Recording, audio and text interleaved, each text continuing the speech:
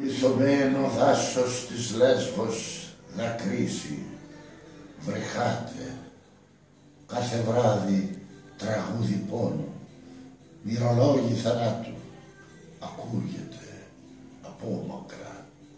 Οι βογές των μοιραίων, κλάμα παιδιών, σαΐτα στην καρδιά μας, αφήνιασε ο Άρης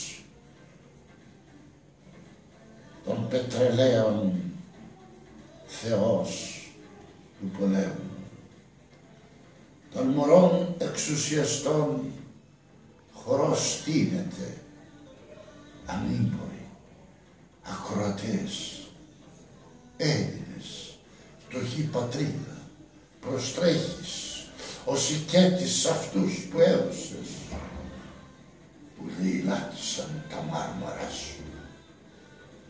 Ουέινιν γραβατείς και φαρισαίοι υποκριτές, κλείστε τα σύννεφα, κλείστε τα σύνορα.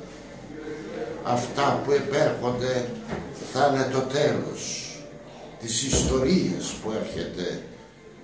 Θα υπάρξει Έλληνας άραγε, άνθρωπος να γράψει, ο Θεός να βάλει το χέρι του.